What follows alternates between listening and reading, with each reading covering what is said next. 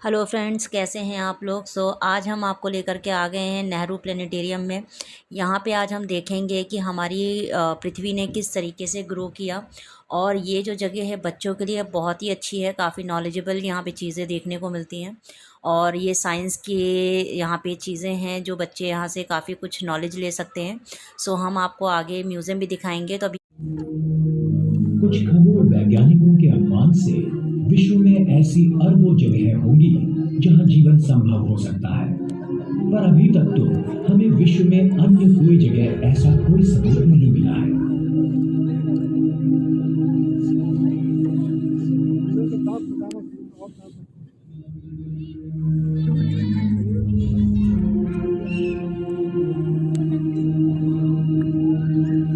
जीव वैज्ञानिक और लेखक जूलियन हक्सली ने कहा है, इस महान विश्व में और भी जीवित प्राणी होंगे जो विवेकशाली, समझदार और महत्वाकांक्षी होंगे, पर हमें उनके बारे में कोई जानकारी नहीं है।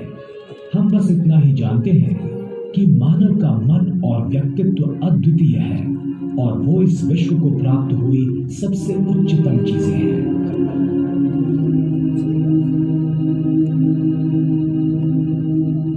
हक्सली ने कहा, मानव इसी वास्तविकता की प्रक्रिया है जिसमें और जिसके माध्यम से वैश्विक प्रक्रिया जागृत हो गई है और स्वयं को सम्मिलित करने लगी है। यानी कि विश्व हमारे बिना अस्तित्व में नहीं रह सकता। जो भी हमारे सामने प्रतीत हो रहा है, हम उसमें स्वेच्छा से शामिल हुए हैं। हम इस असाधारण पैमाने के विश्व के छोटे से भागीदार हैं। बड़ी अजीब बात है कि इस विश्व ने हमें हिस्सेदार बनाया है। प्रजातीय तौर पर हमारा भविष्य विश्व की होने वाली उत्क्रांति पर निर्भर है।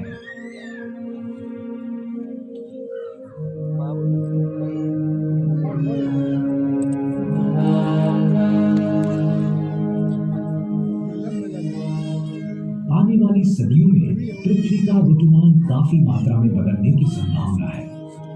जो महाद्वीप एक दूसरे से अलग हो रहे हैं, एक दिन एक दूसरे से टकरा सकते हैं। इस टकराव में पुराने पर्वत नष्ट होकर नए उभर सकते हैं। डायनासोर्स के समय जैसा हुआ था, वैसे ही एक बड़ी ग्रहिका पृथ्वी पर गिर सकती है।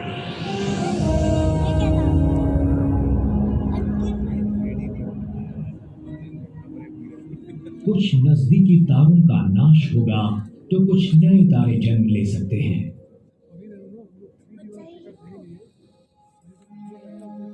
अरबों वर्षों के बाद सूरज भी एक महाकाय लाल गोले में प्रसारित हो सकता है और पृथ्वी तथा उसके परे सभी चीजों को समेट सकता है। अतीत में कुछ खगोल वैज्ञानिकों ने सिद्धांत रचा था कि हमारे बढ़ने वाले विश्व की गति में बाधा आ सकती है। वो रुक सकता है और वो डह भी सकता है।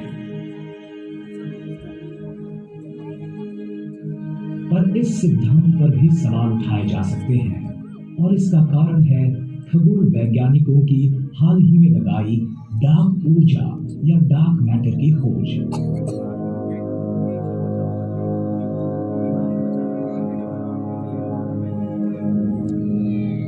वो डार्क मैटर क्या है, इसके बारे में हमें सही जानकारी तो नहीं है, पर हम इतना जानते हैं कि विश्व का बड़ा हिस्सा इनसे बनता है और ये साबित करती है कि विश्व केवल आकार में नहीं बढ़ रहा, बल्कि उसकी गति भी तेज हो रही है।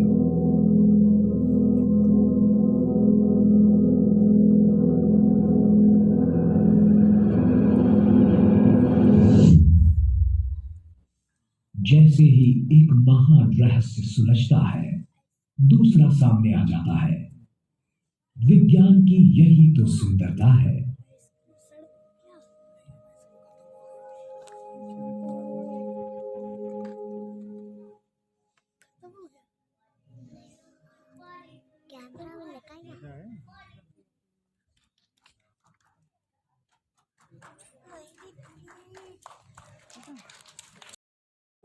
विश्व की शुरुआत कैसे हुई, इस बारे में हमें ठोस जानकारी नहीं है। कुछ लोग मानते हैं कि उसकी निर्मिति बहुत सालों पहले हुई थी और कुछ मानते हैं कि वो पहले से ही अस्तित्व में था। आज के विज्ञान का अनुमान हमें बताता है कि विश्व का निर्माण बिग बैंग नामक विस्फोट से हुआ लगभग 14 अरब वर्ष पहले। वाव!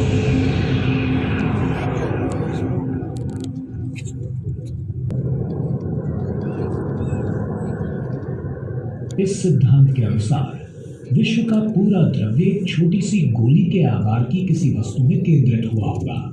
अचानक किसी कारण जब तारों का निर्माण हुआ तब उनमें से अन्य मूल तत्वों की निर्मिती हुई। लाखों वर्षों तक विस्तारित और ठंडे होने की प्रक्रिया के बाद विश्व ने अपनी प्रारंभिक अवस्था से बाल्यावस्था में प्रवेश किया। उसके बाद बहुत सारी दिलचस्प घटनाएं घटने लगी। गुरुत्वीय आकर्षण से कुछ भौतिक पदार्थ इकट्ठे हुए और यहाँ वहां घने गुच्छों में बिखर गए।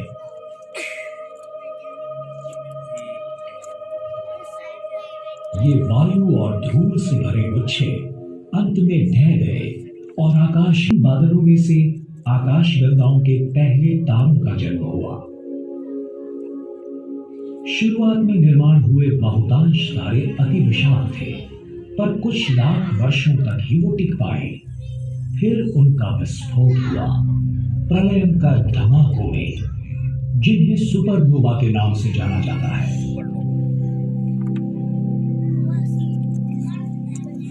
जीवन के लिए आवश्यक मूल तत्वों का निर्माण इन विशाल तारों के आंतरिक भाग में हुआ। जब उनका विस्फोट हुआ तब ये मूल तत्व आंतरतारकीय अवकाश की कड़ी शीतलता में फेंके गए। इन सुपरनोवा के विस्फोटों ने दूसरी पीढ़ी के तारों के निर्माण की प्रक्रिया की शुरुआत की।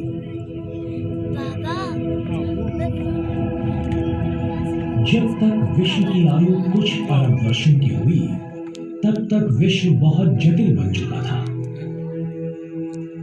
विश्व की निर्मिती के समय की प्रकाशमान ऊर्जा अब अरबों आकाशगंगाओं के विशाल समुदाय में फैल गई। आकाशगंगाएं सर्पिल आकार की हैं, कुछ अंडाकार हैं और अन्य अनियमित आकार की हैं, जो आकाशगंगाओं के टकराव का परिणाम है।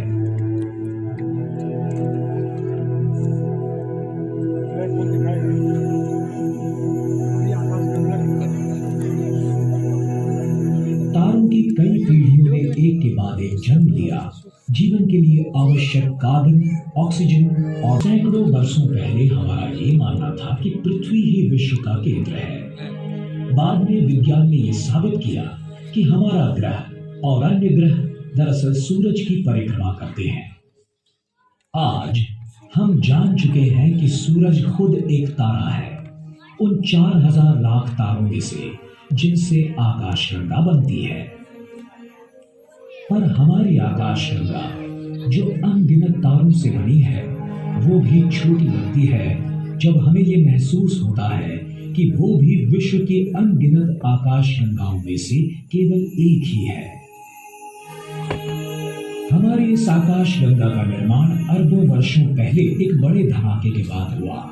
मतलब अंदाजन 13.2 अरब वर्ष पहले। उसके सबसे प्राचीन तारों की आयु अंदाजन 10 अरब वर्ष है और सबसे नए तारे कुछ करोड़ों वर्ष की आयु के हैं। वास्तव में छोटे तारों का जन्म हर दिन होते ही रहता है। हमारा सूरज मध्यम आयु का तारा है। उसकी आयु है 4.5 अरब वर्ष।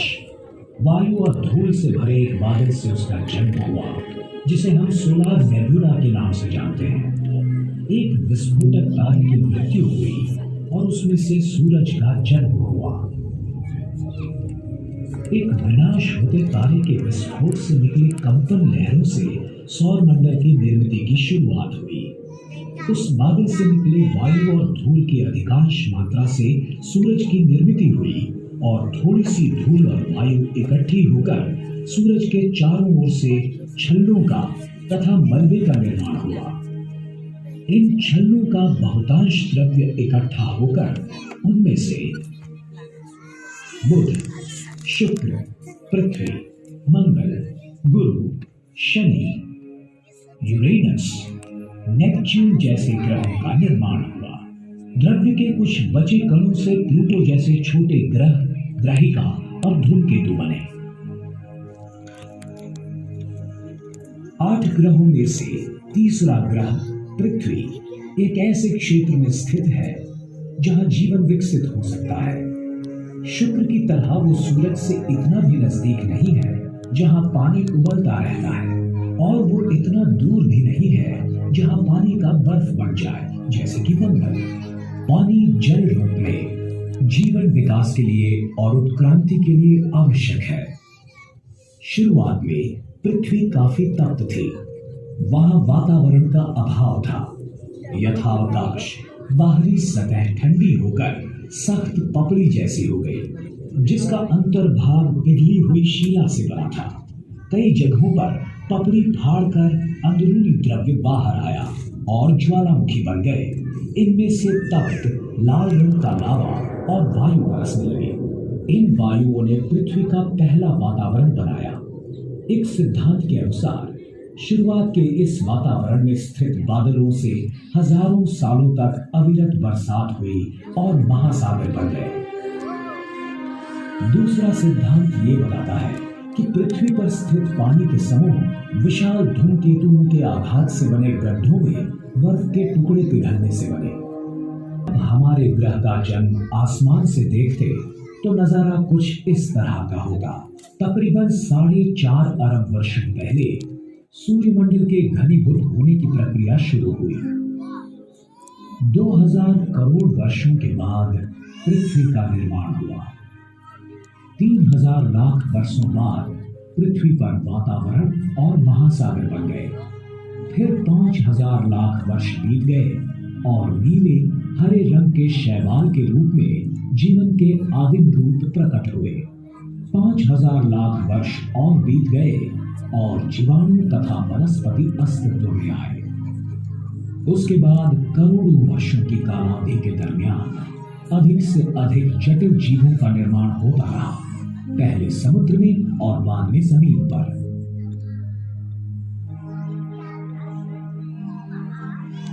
कुछ 2000 लाख वर्षों पहले डायनासोर्स जैसे महाकाय जानवरों ने पृथ्वी पर राज किया। फिर 700 लाख वर्ष पहले एक बड़ी ग्रहिका के विस्फोट से पैदा हुए मौसमी बदलाव के कारण उनका विनाश हुआ और सस्तन प्राणियों की उत्क्रांति की शुरुआत हुई। सबसे पहले थे मानव, जिन्होंने निसर्ग को ही आकार देने की शुरुआत की। हमारे पूर्वजों ने पत्थरों से हथियार बनाए, आग का उपयोग किया और खेती करना सीख लिया।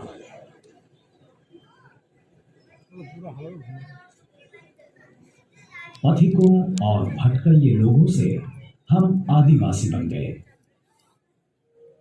जैसे जैसे जीना आसान हुआ, वैसे लोगों को आसमान की ओर देखने का ज्यादा समय मिलने लगा। रात के आसमान में दिखने वाले तारों के फैलाव को देखकर हमारे पूर्वजों ने परिचित आकार तथा प्रतिमाओं की कल्पना की, जिन्हें हम नक्षत्र कहते हैं। आज हम जान गए हैं कि पूरे आसमान में 88 नक्षत्र हैं।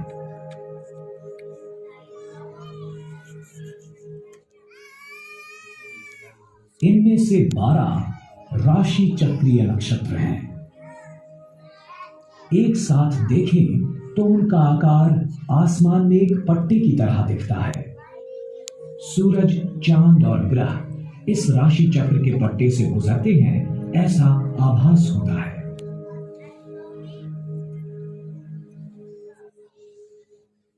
ठंड के दिनों में आसमान में सबसे सुस्पष्ट दिखने वाला नक्षत्र है आर्द्रा, ओरायन यानी शिकारी। थोड़ी सी पश्चिम की ओर है आकाशीय बैल यानी कि वृष, टॉरस, राशि चक्र का एक नक्षत्र। ऐसे लगता है कि ये बैल उस शिकार पर हमला कर रहा हो। नारंगी रंग का एक विशाल तारा रोहिणी यानी कि एल्डेबरन इस बैल की आंखों की जगह होता है। आद्रा की दूसरी ओर हमें व्याध यानी कि महाश्वान या कैनिस मेजर दिखता है, सीरियस यानी डॉग स्टार के साथ। सीरियस आसमान का सबसे चमकदार तारा है और वहां ऊपर है पपी डॉग कैनिस माइनर। हीन श्वान तारामंडल जो अपने चमकने वाले तारे प्रोसियन के साथ है। प्राचीन काल में मानव जंगली जानवरों के साथ रहते और उन्हीं को आसमान में देखते थे, जैसे कि भालू। तो वहां है बड़ा भालू सप्तर्षि या अर्सा मेजर, और नजदीक है छोटा भालू ध्रुवमत्स्य या अर्सा माइनर। जैसे कि हम देख रहे हैं, बड़े भालू के शरीर से दो तारे सीधे छोटे भालू की पूंछ की ओर निशाना बनाए हुए हैं, जो है ध्रुव तारा यानी कि पोलरिस। उसी के ठीक ऊपर हमें दिख रहा है लोकप्रिय राशि नक्षत्र लियो यानी कि सिंह। उसके आगे के पंजे के पास है एक चमकीला तारा मघा यानी रेगुलस। ये दरअसल 4 तारे हैं और पूंछ के नजदीक है डेनेबोला जो एक जवान तारा है। दक्षिणी आसमान में हम देख सकते हैं एक प्राचीन जहाज को, नौका मंडल को, जो है आर्गो। हमने इस जहाज को 3 नक्षत्रों में बांट दिया है। तारा यानी आर्कटरस जो चौथा चमकीला तारा है। आसमान का 5वां चमकीला तारा पूरब की ओर से उदय होते हुए दिखता है। ये है अभिजीत यानी सूरज से भी ज्यादा अभ्यास किया है।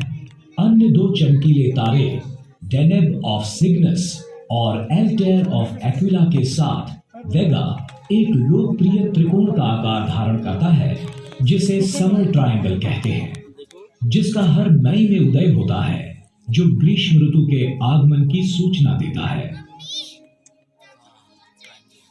किसी भी समय आसमान की ओर नजर करते हुए हम अपनी आंखों से देखते हैं लगभग 3000 तारे, जिनमें से कुछ ज्यादा चमकीले तारों का ये एक छोटा सा हिस्सा है। विश्व की विशालता को व्यक्त करने के लिए हम प्रकाश वर्ष यानी लाइट ईयर इस शब्द का प्रयोग करते हैं। मतलब एक वर्ष में प्रकाश जितना अंतर काटता है वो। हमारा सौरमंडल आकाशगंगा के केंद्र से 3000। सो फ्रेंड्स, ये है यहाँ का म्यूज़ियम। और अभी आपने 2D शो के ज़रिए आपने देखा कि किस तरीके से हमारी पृथ्वी ने ग्रोथ किया और आज से कई साल पहले किस तरीके से हमारी पृथ्वी लगती थी। सो उसी से रिलेटेड यहाँ पे बहुत सारी चीज़ें हैं जो आपको देखने को मिल जाएंगी। अगर आप यहाँ दिल्ली में रहते हैं तो आप अपने बच्चों को यहाँ पे ला सकते हैं। बहुत ज़्यादा महंगा शो नहीं है ये। सो ये आपका 2D 3D शो में आपको सारी चीज़ें देखने को मिलेंगी। और इसका जो टिकट है वो यहाँ पे सिर्फ 200 और 300 रुपये पर हेड है। सो आप यहाँ पे आकर के देख सकते हैं। तो बहुत ज़्यादा टिकट इसका महंगा नहीं है। और अगर आप यहाँ पे अपने कन्वेंस से आते हैं तो आपको यहाँ पे पार्किंग वगैरह भी सारी चीज़ें फ्री में मिल जाएगी। सो आपको यहाँ पे किसी भी तरह की कोई प्रॉब्लम नहीं होगी। तो बच्चों को यहाँ पे बहुत मज़ा आता है फ्रेंड्स। और उसके बाद यहाँ से जब हम निकलते हैं तो शाम के टाइम में यहाँ पे लाइट शो भी होता है, जो कि हमने यहाँ पे लाइट शो देखा था, बट हम वहाँ की ज़्यादा वीडियो बना नहीं पाए थे क्योंकि वो अलाउड नहीं कर रहे थे। सो फ्रेंड्स, अगर आपको ये वीडियो अच्छी लगी हो तो प्लीज़ आप इस वीडियो को लाइक कर दीजिएगा। और अगर आप इस चैनल पर नए हैं तो हमारे चैनल को सब्सक्राइब कर दीजिएगा। सो मिलते हैं हम आपसे अपनी अगली वीडियो में, तब तक के लिए बाय।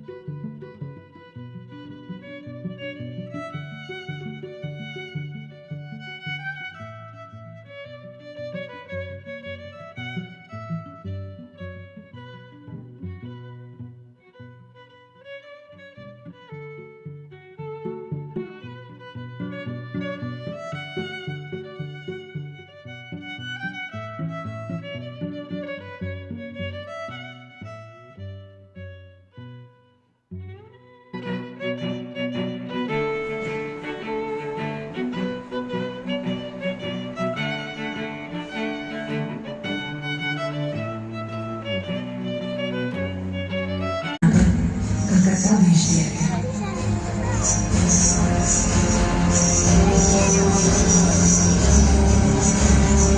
कौन जानता था नवाब वाजिद अली का लिखा ये गीत